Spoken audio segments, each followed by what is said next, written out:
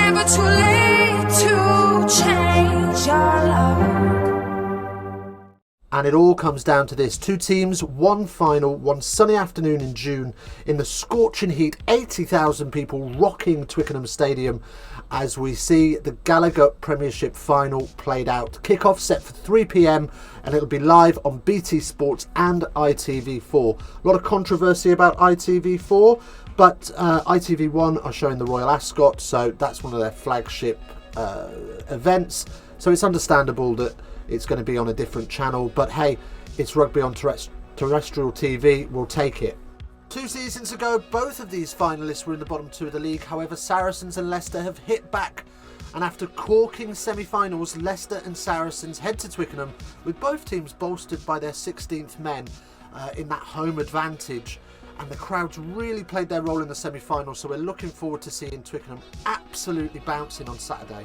This will be Saracens' 8th appearance in the Gallagher Premiership Final, winning on 5 previous occasions, and they have set the intention to return to the top flight rugby in absolute style after being relegated because of salary gate. They have lost just once in their last 9 games, and that was against Gloucester. It was the last round of the regular season, and Saracens pretty much rested all of their key players ready for the semi-final, so that was quite understandable that Gloucester walked away with the victory there. Leicester Tigers' last visit to the Premiership Final was way back in 2013, and this will be their 10th encounter to challenge for the trophy, winning on 4 previous occasions. Leicester have torn the league up this season, returning to their powerhouse abilities of old, beating up teams in the league for fun, and losing just 4 times in the whole season. Once, of course, was against Saracens. It's not surprising that both teams have faced off in the final before. This will be the 3rd occasion they've faced off. On the previous 2, they were back in 2010 and 2011. Saracens picked up 1 win, so did Leicester. So we're looking forward to see who's going to take the lead in this little head-to-head final battle. With a game like this, everything's on the line and tempers are likely to boil over between these two sides. And with that in mind, we want a referee that's experienced, respected and able to keep the game flowing.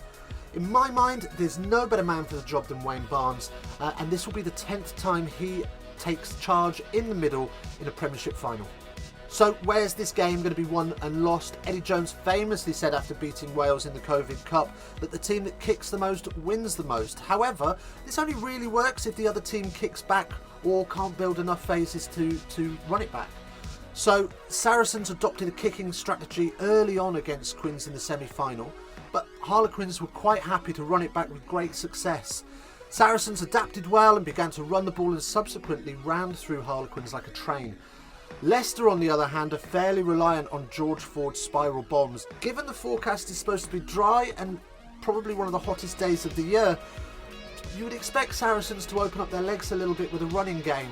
As knockout rugby goes, discipline is going to be key, and Owen Farrell and George Ford will be eyeing up those posts to keep that scoreboard pressure on. I won't be surprised to see Saracens turn to the posts more than Leicester, as the more experienced of knockout rugby over the last 10 years. But needless to say, don't expect too many kicks to corner unless one team's starting to fall behind.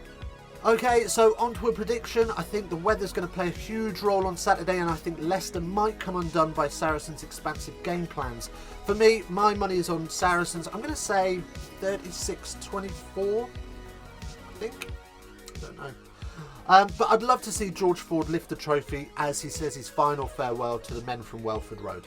Don't forget, of course, we are going to be live on Saturday from about 2:45 in preparation for the game, and we'll have all of your alternative commentary as we have done all season long, so don't miss us. Do hit the subscribe button and the bell notification so that you can get notified when we go live, and of course smash like.